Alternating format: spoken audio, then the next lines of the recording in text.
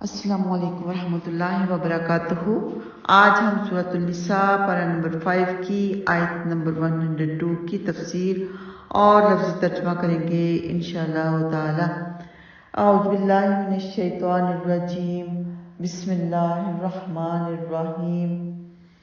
وَإِذَا كُنْتَ فِيهِمْ فَأَقَمْتَ لَهُمُ الصَّلَاةَ فَلْتَقُمْ طَائِفَةٌ مِّنْهُمْ مَعَكَ وَلْيَأْخُذُوا أَسْلِحَتَهُمْ فَإِذَا سَجَدُوا فَلْيَكُونُوا مِنْ وَرَائِكُمْ وَلْتَأْتِ طَائِفَةٌ أُخْرَى لَمْ يُصَلُّوا فَلْيُصَلُّوا مَعَكَ وَلْيَأْخُذُوا حِذْرَهُمْ وَأَسْلِحَتَهُمْ وَدَّ الَّذِينَ كَفَرُوا لَوْ تَغْفُلُونَ عَنْ أَسْلِحَتِكُمْ وَأَمْتِعَتِكُمْ فَيَمِيلُونَ عَلَيْكُمْ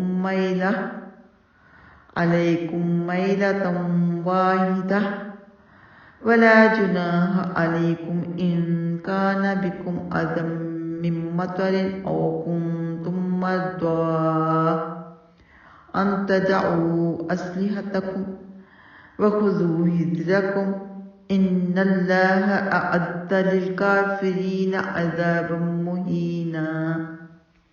فرمایا، اور جب تو ان میں سے موجود ہو پس ان کے لیے نماز کھڑی کرے تو لازم ہے کہ ان میں سے ایک جماعت تیرے ساتھ کھڑی ہو اور وہ دوسرے ہتھیار پکڑے رکھیں، پھر جب وہ سجدہ کر چکے تو تمہارے پیچھے ہو جائیں اور دوسری جماعت آئے جنہوں نے نماز نہیں پڑھی، پس تیرے ساتھ پڑھے اور وہ اپنے بچاؤ کا سامان اور اپنے ہتھیار پکڑے رکھیں۔ وہ لوگ جنہوں نے کفر کیا چاہتے ہیں کاش کہ تم اپنے ہتھیاروں اور اپنے سامانوں سے غفلت کرو تو وہ تم پر ایک ہی بار حملہ کر دیں، اور تم پر کوئی گناہ نہیں اگر تمہیں بارش کی وجہ سے کچھ تکلیف ہو یا تم بیمار ہو کہ اپنے ہتھیار اتار کر رکھ دو اور اپنے بچاؤ کا سامان پکڑے رکھو۔ بے شک اللہ سبحانہ تعالیٰ نے کافروں کے لیے رسوا کرنے والا عذاب تیار کر رکھا ہے۔ اس آیت کریمہ میں صلاۃ الخوف کی اجازت بلکہ حکم دیا جا رہا ہے۔ صلاۃ الخوف کے معنی ہے خوف کی نماز۔ یہ اس وقت مشروع ہے جب مسلمان اور کافروں کی فوجیں ایک دوسرے کے مقابل جنگ کے لیے تیار کھڑی ہوں، یہ جنگ ہو رہی ہو اور ایک لمحے کی بھی غفلت مسلمانوں کے لیے خطرناک ثابت ہو سکتی ہو۔ ایسے حالات میں اگر نماز کا وقت ہو جائے تو صلاۃ الخوف پڑھنے کا حکم ہے، جس کی مختلف صورتیں احادیث سے ثابت ہیں اور طریقہ اس سے پہلی والی آیت میں بتا دیا گیا۔ مسلمانوں کی جماعت کے دو گروہ ہو جائیں، ایک گروہ پہلے ایک رکعت پڑھ لے وہ چلا جائے، پھر دوسرا گروہ آ جائے وہ دوسری رکعت میں شامل ہو جائے تو ان کی ایک رکعت ہو جائے گی، امام کی 2 رکعتیں ہو جائیں گی۔ احادیث تو کافی ہیں لیکن ایک حدیث پڑھ لیتے ہیں، بلکہ 2 پڑھ لیتے ہیں۔ سیدنا عبداللہ بن عمر رضی اللہ تعالیٰ عنہ میں بیان کرتے ہیں کہ میں نے رسول اللہ صلی اللہ علیہ وآلہ وسلم کے ساتھ مل کر نجد کی طرف جنگ کی۔ ہم دشمن کے مقابلہ میں کھڑے ہوئے، ایک جماعت آپ کے ساتھ نماز پڑھنے کے لیے کھڑی ہو گئی اور ایک جماعت دشمن کے مقابلہ پر رہی۔ جو لوگ رسول اللہ صلی اللہ علیہ وآلہ وسلم کے ساتھ تھے آپ نے ان کے ساتھ رکوع کیا اور 2 سجدے کیے، یعنی 1 رکعت پڑھی۔ پھر یہ لوگ ان لوگوں کی جگہ چلے گئے جنہوں نے نماز نہیں پڑھی تھی اور وہ لوگ نماز کے لیے آ گئے۔ رسول اللہ صلی اللہ علیہ وآلہ وسلم نے ان کے ساتھ رکوع کیا اور 2 سجدے کیے، پھر آپ نے سلام پھیرا، پھر ان میں سے ہر ایک نے اپنے لیے رکوع کیا اور 2 سجدے کیے، یعنی 1 رکعت اور پڑھی، یعنی بعد میں 1 رکعت اور پڑھ لی۔ یہ بخاری میں موجود ہے، یعنی 1 رکعت آ کر وہ امام کے ساتھ پڑھیں گی اور پھر باری باری دونوں جماعتیں آئیں گی جیسے کہ پہلے آئی تھیں، اپنی دوسری رکعت ادا کر لیں گی۔ تو دیکھ لیں کہ نماز وقت پر پڑھنا کتنی ضروری ہے کہ جنگ کی حالت میں بھی، خوف کی حالت میں بھی آپ ان کو قضا نہیں کر سکتے۔ سیدنا جابر رضی اللہ تعالیٰ عنہ بیان کرتے ہیں کہ نماز کے لیے اذان دی گئی، رسول اللہ صلی اللہ علیہ وآلہ وسلم نے ایک جماعت کو 2 رکعتیں پڑھائیں، پھر یہ جماعت پیچھے ہٹ گئی اور رسول اللہ صلی اللہ علیہ وآلہ وسلم نے دوسری جماعت کو بھی 2 رکعتیں پڑھائیں۔ یوں رسول اللہ صلی اللہ علیہ وسلم کی 4 رکعتیں ہوئیں اور باقی سب لوگوں کی 2 رکعتیں۔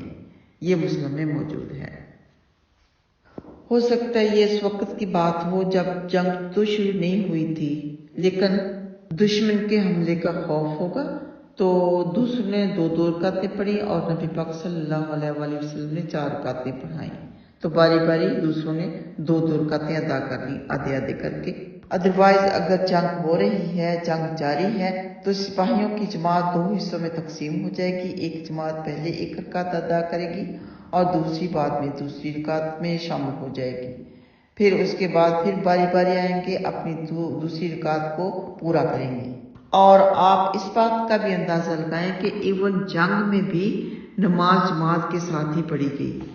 اتنا ضروری ہے جماعت کے ساتھ نماز ادا کرنا، اور بڑے افسوس کی بات ہے کہ آج کل کے دور میں مسجد پاس میں بھی ہوتی ہے، تب بھی لوگ گھر میں ہی نماز ادا کرتے ہیں۔ پوری کی پوری کوشش کرنی چاہیے کہ ہر نماز جماعت کے ساتھ ادا کریں۔ ہاں، یہ الگ بات ہے جن کو مجبوری ہے، جن کے گھر مسجد کے نزدیک نہیں ہے، آدھا گھنٹہ بٹ 20 منٹ دور ہیں، تو ان کو تو مجبوری ہے، لیکن جن کے گھروں کے نزدیک مسجد ہے، وہ مساجد میں ہی ہر نماز ادا کریں جماعت کے ساتھ۔ اور سورہ بقرہ میں اللہ سبحانہ وتعالیٰ نے فرمایا فَإِنْ خِفْتُمْ فَرِجَالًا أَوْ رُكْبَانًا، سورہ بقرہ آیت نمبر 239۔ تو اس آیت سے ہمیں پتہ چلتا ہے کہ اگر ممکن نہیں تو انسان اکیلا بھی نماز پڑھ لے، لیکن نماز نہ چھوڑے۔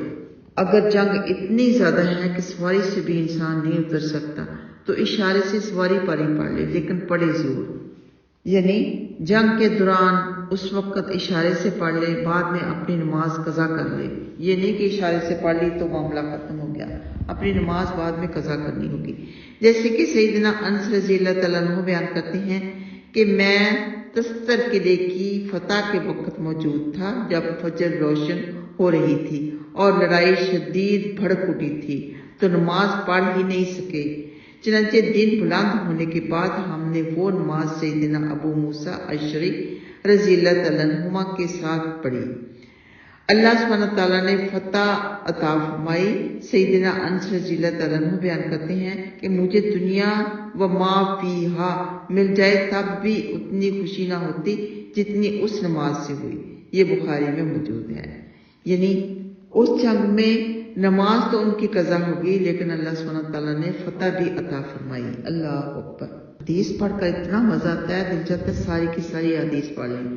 سیدنا ابن عمر رضی اللہ تعالیٰ عنہما بیان کرتے ہیں کہ رسول اللہ صلی اللہ علیہ وآلہ وسلم نے فرمایا اللہ سبحانہ تعالیٰ نے قیامت تک مجھے تلوار دے کر بھیجا ہے، حتیٰ کہ اللہ وحدہ لا شریک لہ کی عبادت ہونے لگی، اور میرا رزق نیزے کے سائے تلے رکھا گیا ہے، اور ذلت و رسوائی اس کا مقدر بنا دی گئی ہے۔ جو میرے طریقہ کی مخالفت کرے گا اور جو کسی قوم کی مشابہت کرے گا وہ انہی میں سے ہو جائے گا۔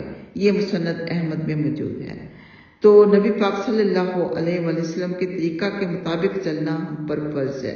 کسی اور قوم کی مشابہت کرنا، اس کے مطابق چلنا، یہ بہت ہی برا عمل ہے کہ انہی میں سے وہ انسان ہو جائے گا جن کی مشابہت کرے گا۔ اور حدیث سیدنا عبداللہ بن ابی اوفا رضی اللہ تعالیٰ عنہ بیان کرتے ہیں کہ بے شک رسول اللہ صلی اللہ علیہ وآلہ وسلم ایک جنگ میں دشمن کے سامنے تھے۔ آپ نے کچھ دیر انتظار کیا، جب سورج ڈھل گیا تو آپ لوگوں کے درمیان کھڑے ہوئے اور فرمایا لوگوں، دشمن سے ملنے کی خواہش نہ کرو اور اللہ تعالیٰ سے عافیت کا سوال کیا کرو، تاہم جب تمہارا سامنا دشمن سے ہو جائے تو صبر اس بات سے ڈٹے رہو اور جان لو کہ جنت تلواروں کے سائے تلے ہے۔ یہ بخاری میں موجود ہے۔ جنت پانے کے لیے بہت زیادہ محنت کرنی پڑے گی، ایسے ہی بیٹھے بٹھائے آپ جنت کے حقدار نہیں بن سکتے۔ آخری چھوٹی سی حدیث، 2 حدیثیں ہیں بلکہ دونوں ہی پڑھ لیتے ہیں۔ سیدنا سعد بن ابی وقاص رضی اللہ تعالیٰ عنہما بیان کرتے ہیں کہ میں سب سے پہلا آدمی ہوں جس نے اللہ سبحانہ تعالیٰ کے راستے میں تیر چلایا۔ یہ بخاری میں موجود ہے۔ تو آپ کو معلوم ہوا کہ سب سے پہلا تیر چلانے والا کون صحابی تھا؟ سیدنا ابو اسید رضی اللہ تعالیٰ عنہما بیان کرتے ہیں کہ بدر کے دن جب ہم صفیں بنا چکے تو رسول اللہ صلی اللہ علیہ وآلہ وسلم نے فرمایا، جب مشرک تمہارے قریب پہنچے یعنی تمہارے نشانے کی ضد میں آ جائیں تو انہیں تیر مارو اور اپنے تیر محفوظ رکھو۔ یہ بخاری میں موجود ہے، یعنی فضول تیر مت پھینکتے جاؤ۔ تو اس آیت سے پہلی والی آیت میں نماز کا طریقہ بتایا تھا۔ اس آیت میں بتایا گیا ہے کہ نماز پڑھتے وقت بھی اپنے ہتھیار اپنے ساتھ رکھو تاکہ دشمن اگر آپ کے اوپر حملہ آور خدا نخواستہ ہو بھی جائے تو آپ نماز کی حالت میں بھی انہیں تیر مار سکتے ہیں۔ واللہ تعالیٰ عالم، کیونکہ ہتھیار پاس رکھنے کا یہاں پر جو حکم ہے اس سے یہی پتہ چلتا ہے۔ آئیے آتے ہیں لفظی ترجمہ کی طرف۔ وَإِذَا اور جب كُنْتَ آپ موجود ہوں فیہم ان میں فَأَقَمْتَ پھر آپ کھڑی کریں لہم ان کے لیے الصلاۃ نماز فَلْتَقُمْ تو چاہیے کہ کھڑی ہو طائفۃ ایک جماعت منہم ان میں سے معک آپ کے ساتھ اور الیأخذوا چاہیے کہ وہ سب پکڑے رکھیں اسلحتہم اپنے ہتھیاروں کو فَإِذَا پھر جب سجدوا وہ سب سجدہ کر لیں فَلْيَكُونُوا تو چاہیے کہ وہ سب ہو جائیں مِن وَرَائِكُمْ تمہارے پیچھے وَلْتَأْتِ اور چاہیے کہ آئے طائفۃ ایک گروہ اخرى دوسرا لم نہ یصلوا ان سب نے پڑھی ہو نماز یعنی جنہوں نے نہیں پڑھی تھی وہ گروہ آ جائے فَلْيَصَلُّوا پس چاہیے کہ وہ سب نماز ادا کریں معک آپ کے ساتھ اور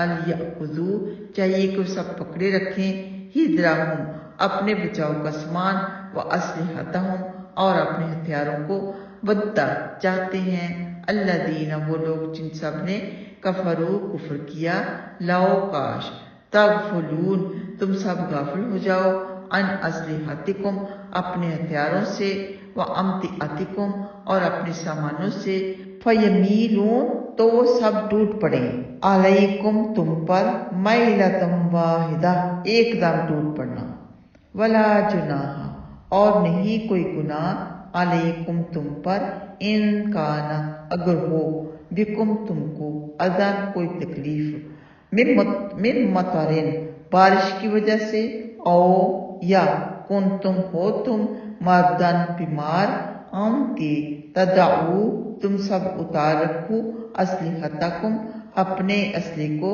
وخذو اور تم سب پکڑے رکھو حذرکم اپنے بچاؤ کے سامان کو ان اللہ بے شک اللہ سبحانہ تعالیٰ نے اعد تیار کر رکھا ہے کافرین کافروں کے لیے عذاب مہینہ رسوا کن عذاب اللہم اجرنا من النار اللہم لا تجعلنا منہم اللہ سبحانہ تعالیٰ ہم سب کے ایمان کی سلامتی فرمائے، ایمان کے ساتھ ہم سب کا خاتمہ ہو، ایمان کی سلامتی کے ساتھ کلمہ توحید کے ساتھ آمین یا رب العالمین۔